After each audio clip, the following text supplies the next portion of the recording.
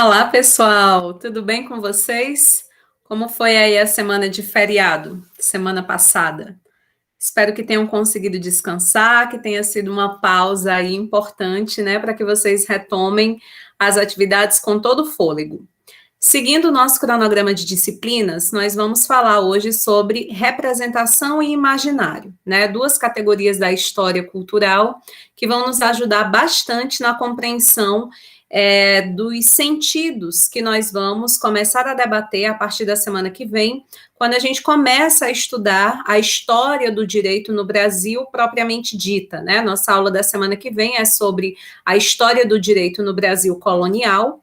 E aí hoje a gente tem essa última aula de cunho teórico, né, assim, sobre história propriamente dita, para que a gente possa criar então o alicerce, né, a base sobre a qual nós vamos realizar a interpretação do fenômeno jurídico, né, numa perspectiva histórica, a partir da semana que vem. Ok? Então, nosso objetivo de aprendizagem hoje aqui nessa aula é bem importante, né, que isso seja dito, é justamente para você poder, você mesmo se avaliar ao final das aulas e ficar com aquela certeza, será que eu entendi, né?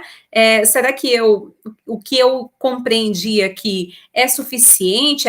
É disso que eu vou ser cobrado ao longo do semestre, nas avaliações, etc.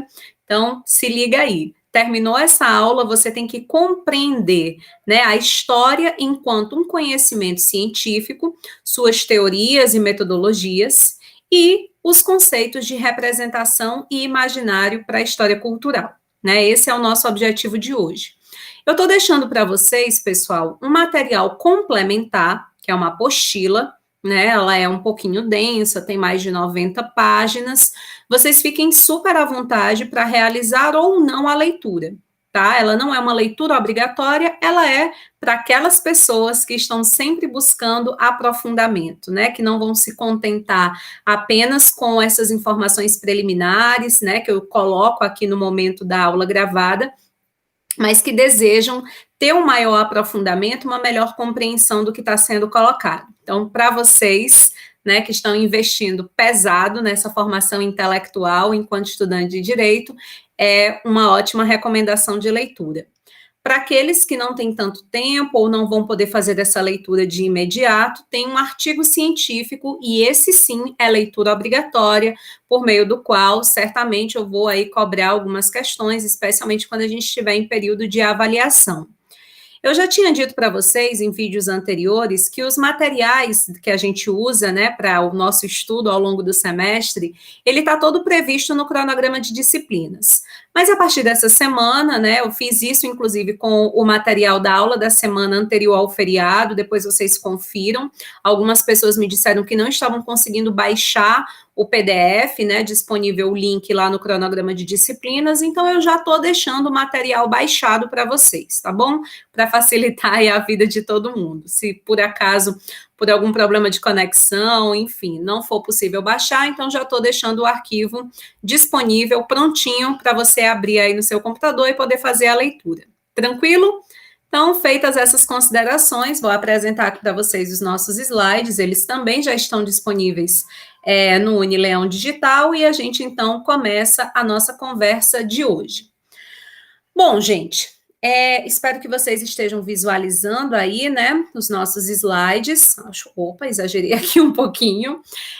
A gente vai falar, então, um pouco sobre a história enquanto esse conhecimento científico, né? Normalmente, quando a gente está lá no ensino médio, a gente tem acesso a livros de história, né? História geral, história do Brasil.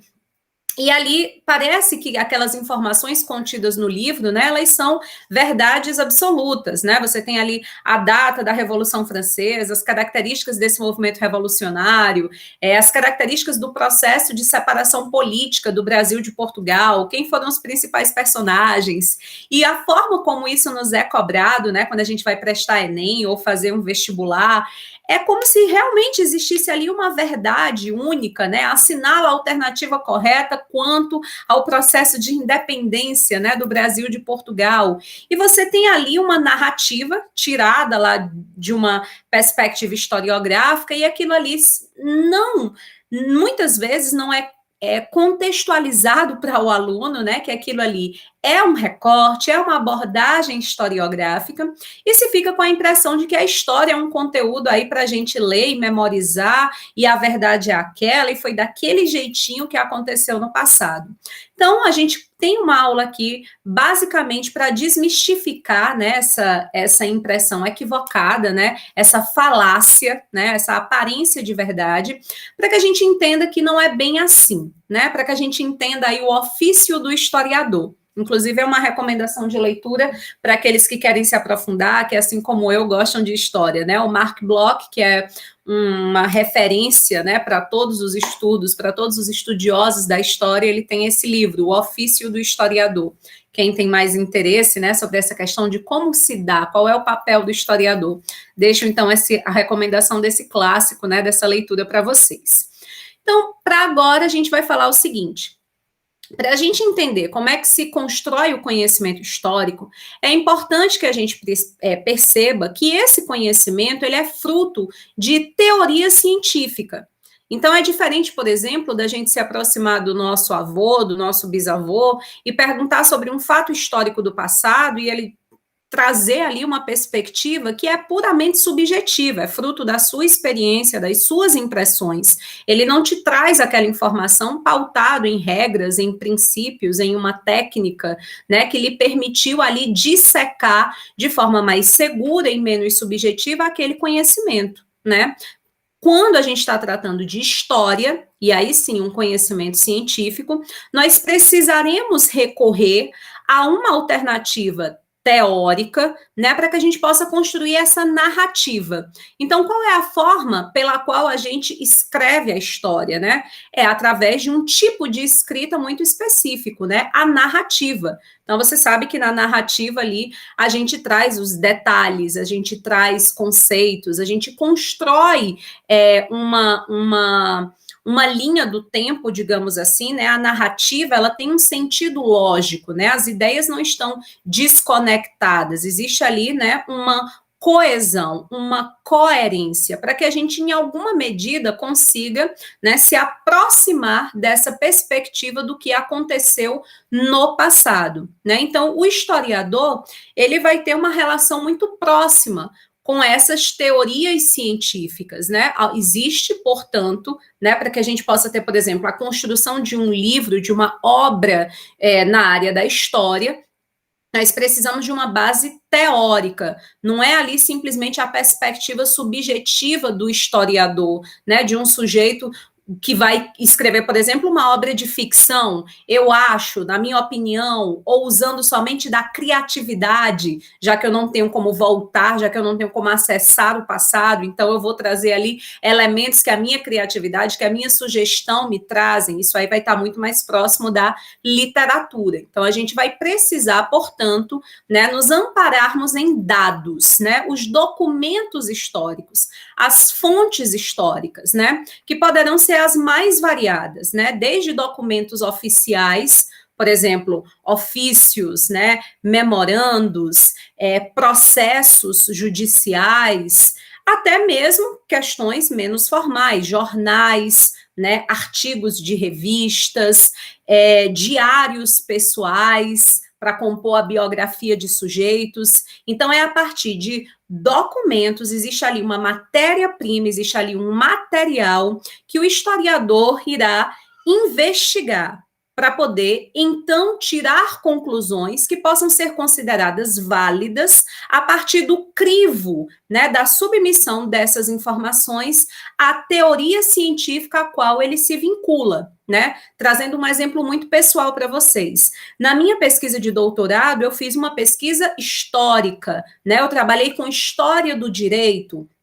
Eu queria entender como que se deu o funcionamento dos cursos de direito no Brasil, no período de 1827 a 1850, e nesse período, aliás, desculpem, a 1840, e nesse período eu precisei acessar documentos históricos, fontes históricas, né? Como meu grande objetivo de pesquisa era a Faculdade de Direito de Olinda, então eu fui até a biblioteca, né, da Faculdade de Direito de Recife, acessar esses documentos que estão lá no arquivo da Biblioteca da Faculdade de Direito. Eu fui até a Faculdade de Direito de Coimbra para ter acesso a documentos como registros escolares, diários de classe de professores, para compreender o funcionamento daquelas aulas, como que se dava a dinâmica de composição. Então, aquilo que se constrói, a minha narrativa na tese doutoral, não era fruto da minha imaginação, do que eu gostaria que fosse ou do que eu achava que era, mas é fruto de uma interpretação de documentos, de dados, à luz de uma determinada teoria, que no meu caso foi a teoria da história cultural, que dava validade, embasamento científico, para que essas afirmações que eu trouxe dentro desse trabalho doutoral pudessem ser consideradas científicas. Então, nós precisamos ter muito cuidado, né, quando nós vamos, portanto, estudar história, escrever um texto histórico. É por isso, gente, que é inaceitável, já fica uma dica aí para a nossa AV1, é inaceitável, não somente na prova de história, mas em qualquer outra prova que você vai fazer aqui dentro da faculdade, você responder uma pergunta subjetiva, por exemplo, com na minha opinião, eu acho, eu penso, porque isso é profundamente subjetivo, né? Ninguém está fazendo uma prova de concurso, resolvendo uma questão subjetiva numa prova da OAB, o examinador está cagando, desculpa a expressão, para a tua opinião. Ele quer saber qual é a posição, qual é o posicionamento jurídico acerca daquela questão. Então, não é o que eu quero, não é o que eu penso, não é o que eu acho, não é o que eu acho bonitinho ou feio, é legal ou não é legal? Essas expressões não cabem, porque nós estamos dentro do campo acadêmico. Então, sempre que vocês forem responder alguma questão subjetiva, de agora em diante, agora que vocês são acadêmicos, agora que vocês são futuros bacharéis em direito, lembre que bacharel é um título científico, é um título acadêmico, é o de alguém que tem expertise nessa área da ciência, que é a ciência jurídica, não pode ser permeada por subjetividade, vai ter que estar sempre amparada em uma perspectiva teórica metodológica, ok?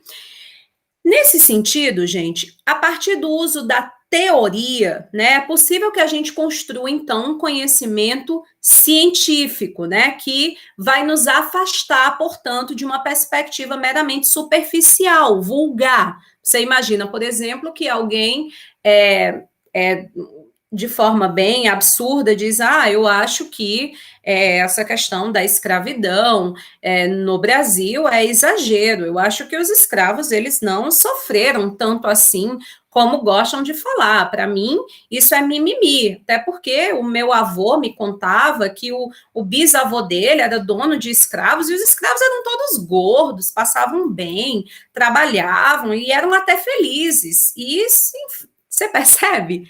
A partir de um olhar de um sujeito que é diretamente beneficiado por esse regime escravocrata, se constrói toda uma opinião com ares de posição, mas sem nenhum embasamento teórico metodológico que a sustente. Quais são as suas provas para esse fato? E como que você comprova que isso tem uma validade geral em todo o país, e não somente nesse microscópico território do sítio ou da fazenda do seu bisavô? Então, esses cuidados, eles são necessários para que a gente acabe não falando bobagens, e ao invés de a gente ter uma contribuição para uma correta compreensão desse passado, né, dessa memória, dessa tradição, a gente acabe deturpando e, por isso mesmo, interpretando mal o presente e perdendo a oportunidade de construir perspectivas de futuro mais adequadas. Então, a utilização da teoria científica vai permitir que o historiador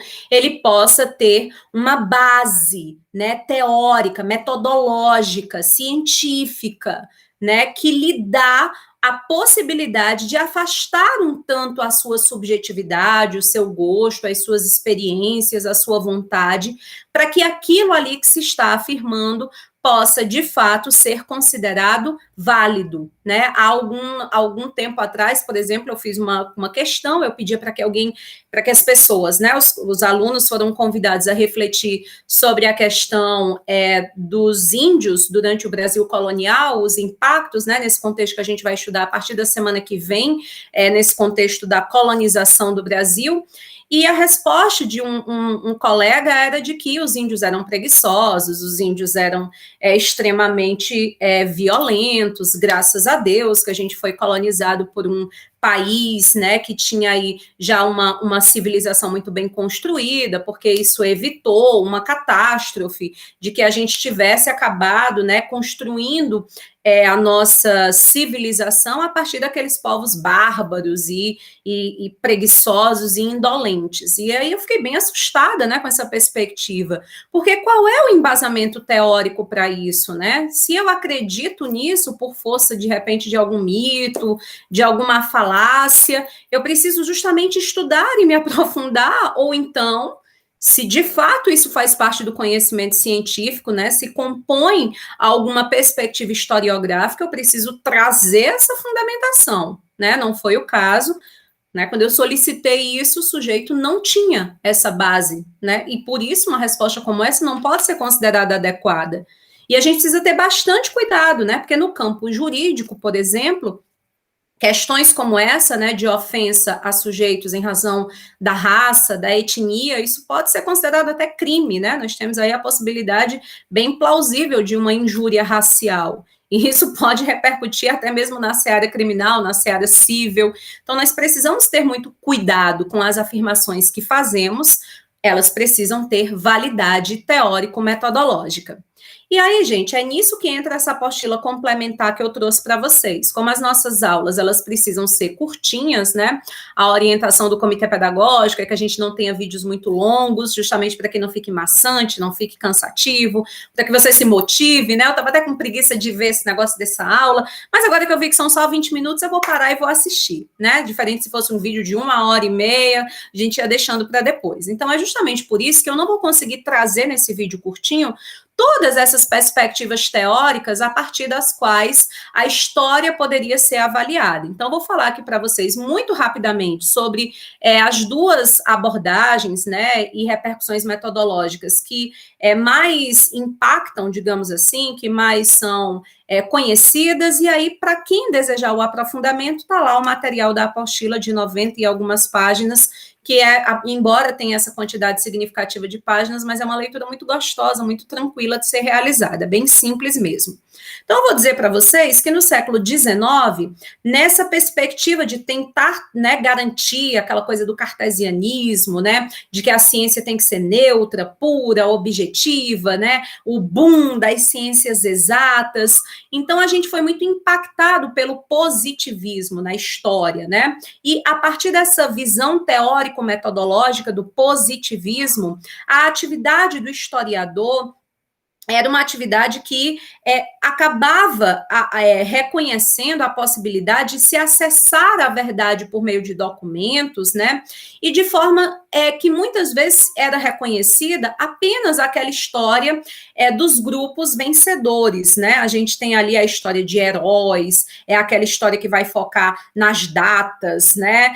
No nome dos sujeitos, e que vai focar especialmente naqueles que são, digamos assim, os personagens vitoriosos daquele processo, né? Ao longo do século XX, especialmente após a Segunda Guerra Mundial, especialmente aí também com a maior influência da perspectiva marxista, né, do materialismo histórico e dialético, escola dos análises, etc., a gente vai ter, então, uma perspectiva mais crítica, né, dessa história, que vai usar justamente como embasamento aquela base da perspectiva do marxismo de luta de classes, né, e de uma preocupação com a possibilidade de alienação, de exclusão daqueles sujeitos que não ocupam posição de destaque, né, de reconhecimento social, de ganho econômico dentro da sociedade.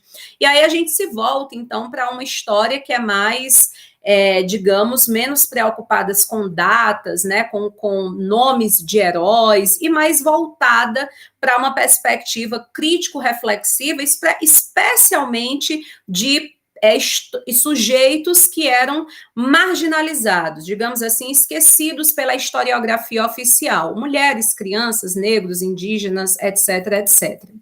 E aqui eu vou trazer para vocês, ao longo, né, da nossa disciplina, a perspectiva, né, de uma história que é aquela chamada de história cultural. Né? Então, nós estamos aqui baseando a nossa construção a partir de uma teoria, né, que tem um desdobramento metodológico, a história cultural, e isso não quer dizer que não possa haver outras versões do mesmo fato histórico. É por isso que se você pega, pessoal, e aí vem uma explicação bem interessante para isso. Por exemplo, digamos que você é uma pessoa que se filia, que se considera, que se sente mais próximo de uma perspectiva conservadora, né, de costumes, da ordem social. Então, por exemplo, a teoria marxista, a teoria, o materialismo histórico e dialético, não é para ti a explicação melhor que a ciência pode dar para os fatos.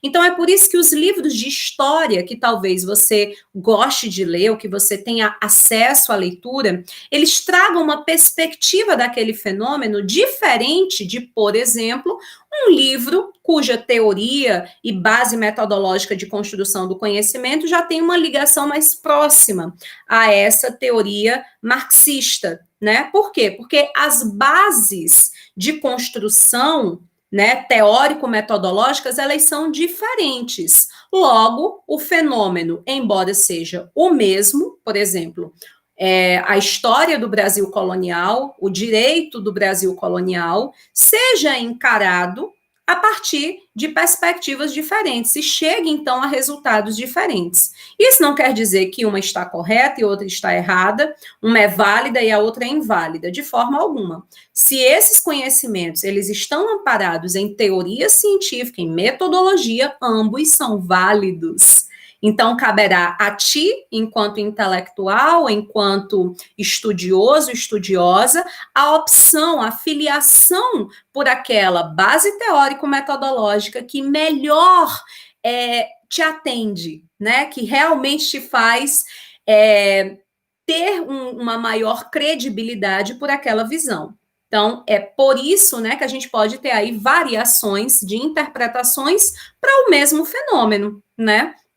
Então, qual é a nossa grande preocupação? É que haja o embasamento teórico-metodológico.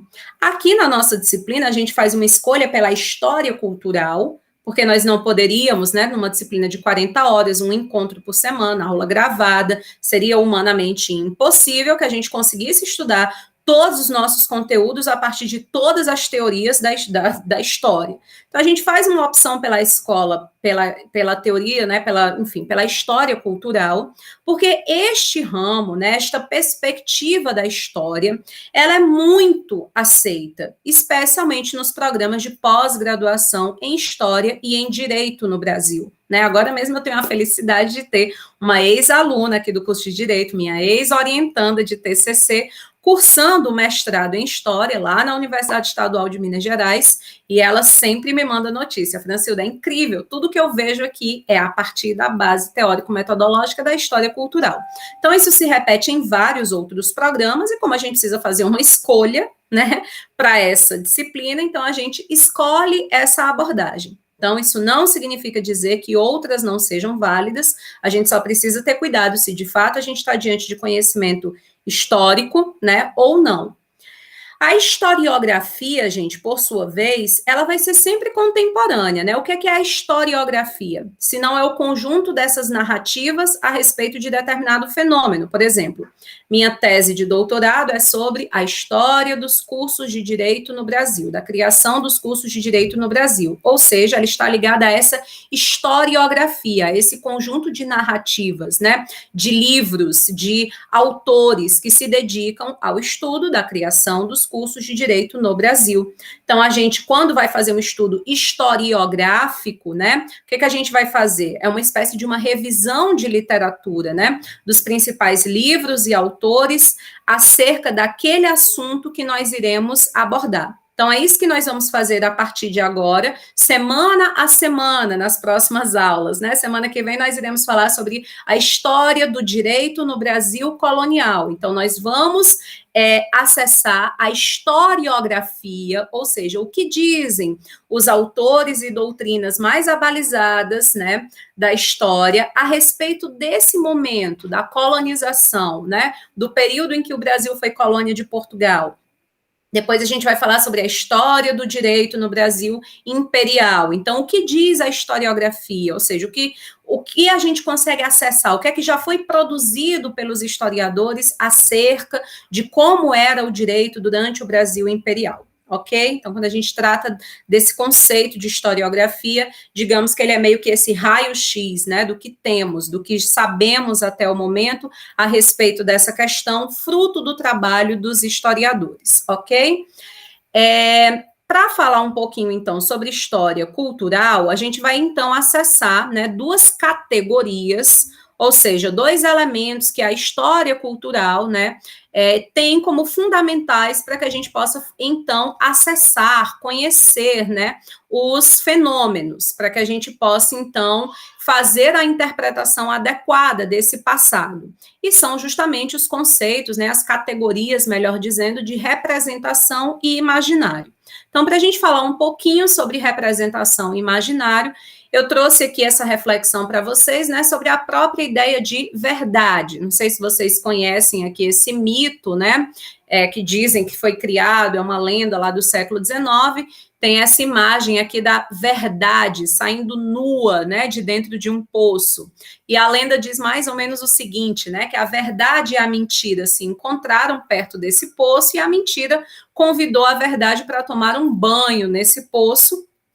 A verdade ficou reticente, né, sabendo que não dá para confiar na mentira, mas a mentira disse, vamos, porque a água está muito gostosa, né, e quando a verdade tocou na água, viu que realmente estava agradável, né, e aí as duas vão se despir e vão entrar no poço, e no momento em que a verdade entra nesse poço, a mentira sai correndo, rouba as roupas da verdade, né, e a verdade vai sair do poço desesperada, né, querendo buscar as suas roupas de volta, e por onde ela passa, ela é massacrada, ela é enxotada, porque a verdade nua e crua é muito feia, as pessoas preferem, então, a mentira bem vestida.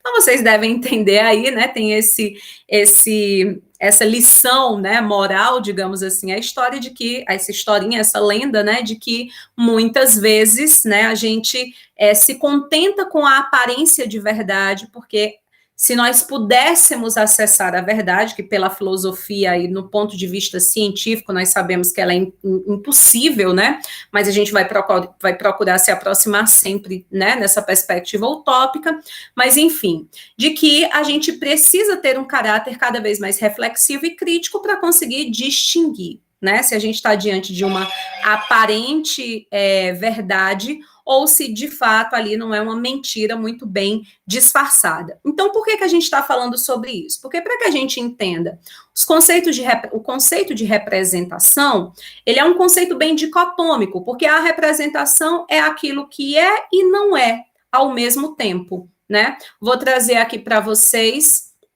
essa imagem, né, desse pintor surrealista, né, desse cachimbo, e aqui ele escreve, né, tem essa frase embaixo do cachimbo que diz, isto não é um cachimbo.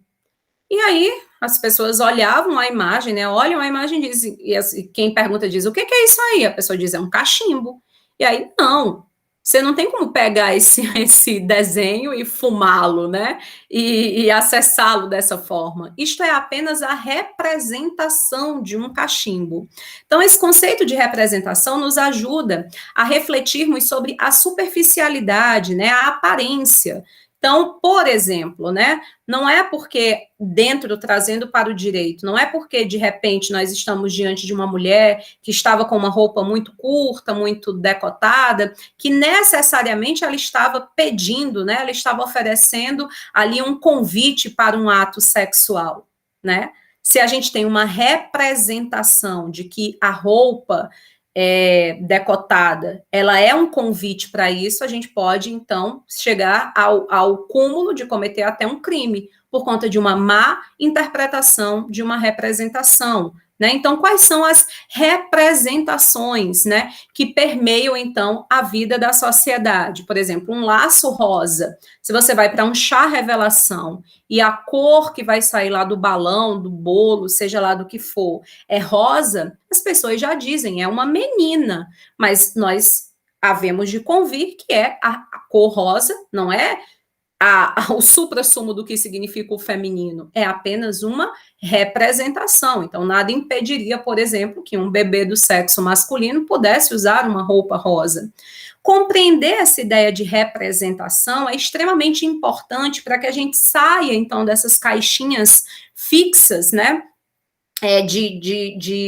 De simplificar por demasiado as coisas sem perceber a complexidade em que elas estão envolvidas, né? E assim a gente não caia tanto na armadilha de falsas compreensões da verdade. Não vou dizer nem da verdade, mas do contexto do que nos envolve, né? Por exemplo, a gente vê esses meninos todos sentados aqui nessas carteiras e nós dizemos, são alunos, né? É uma sala de aula. Por quê? Porque a representação daquilo que ordinariamente se entende por sala de aula é essa, mas talvez não, talvez seja um conjunto de empresários que estão ali reunidos para fazer um workshop, um trabalho conjunto, não é um espaço acadêmico ou escolar.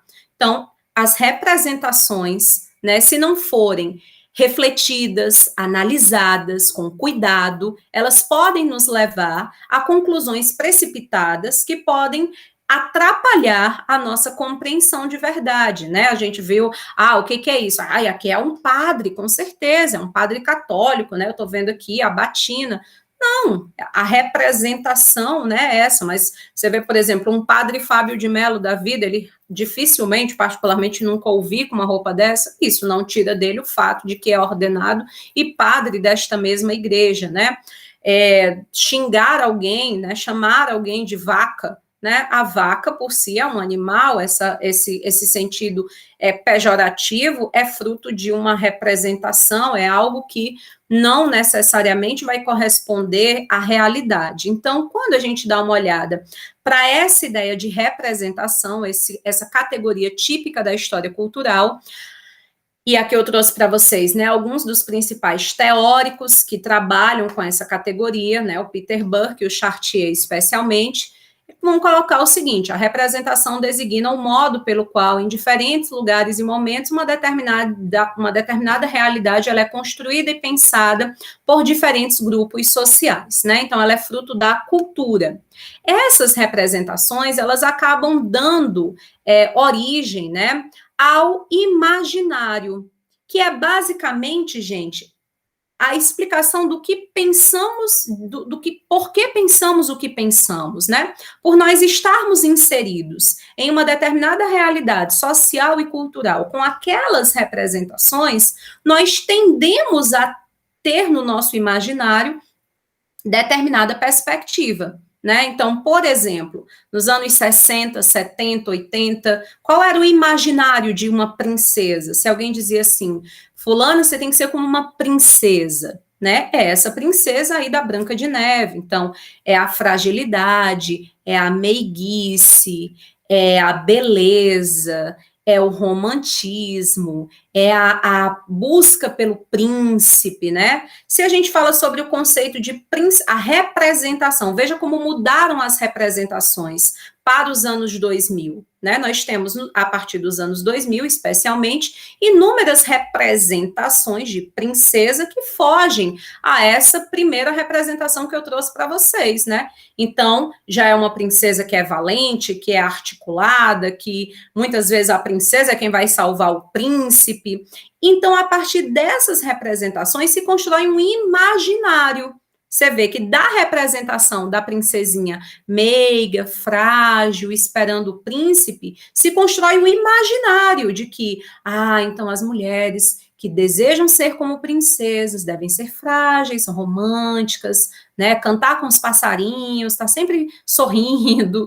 A representação dessa princesa, né, valente, articulada, não está esperando pelo príncipe, cria um outro imaginário, né, de princesa, que vai trazer aí uma outra perspectiva para esse grupo, né, para o feminino, de uma outra forma de ver, de enxergar, né, essa realidade. Então, é a partir das representações que nós iremos construir, né, o imaginário, esse coletivo, né, o imaginário, ele é sempre social, por isso que a gente se assusta, por exemplo, se a gente estiver aqui andando no Juazeiro e a gente se deparar com uma mulher de burca, porque nós não estamos acostumados, né, a nossa cultura não tem essa representação, né, esse elemento de comportamento feminino, mas se a gente estiver lá num país árabe, né, de religião muçulmana, a gente já vai, então, entender de forma mais natural, já vai estar enraizado nesse imaginário que essa é a forma ordinária, comum e correta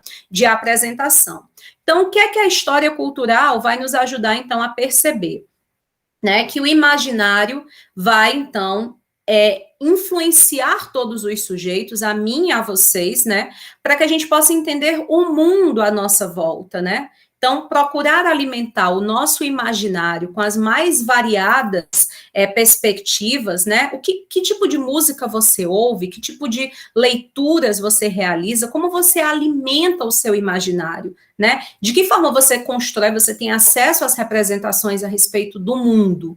Isso vai responder se a tua visão de mundo será limitada, superficial, pouco criativa, ou se você está investindo na formação de um imaginário denso, complexo, intelectual, que vai ser extremamente necessário para a tua atividade como jurista, né? Já que não estamos mais no século XIX, né? Não temos mais uma sociedade com padrões de comportamento rígidos, fixos, muito pelo contrário, né? Nós estamos vivendo relações cada vez mais complexas, então isso demanda soluções cada vez mais criativas para os problemas. Nós precisamos, portanto, ter um imaginário muito bem construído para conseguirmos, então, apresentar soluções adequadas para as demandas que nos são apresentadas. Então, esse conhecimento ele é um pouquinho complexo, eu não sei se em tão pouco tempo deu para que vocês compreendam isso. Peço que vocês façam a leitura do artigo científico, esse sim é a leitura obrigatória da nossa aula de hoje. E aí, gente, a partir da semana que vem, a gente começa uma viagem, né, pelas representações e pelo imaginário do direito no período colonial, no período imperial, na Primeira República, até chegarmos, né, mais próximos aqui da nossa realidade contemporânea. Sabendo que nós não estamos acessando a verdade, o passado, mas que nós estamos tentando acessar quais eram as representações e o imaginário, né, que compunham aqueles momentos históricos que nós estamos tentando interpretar, que nós estamos tentando compreender. E na hora que você ficar em dúvida, né, será que isso realmente é relevante? Qual é a importância que isso tem na minha vida? Lembre-se de você mesmo, né?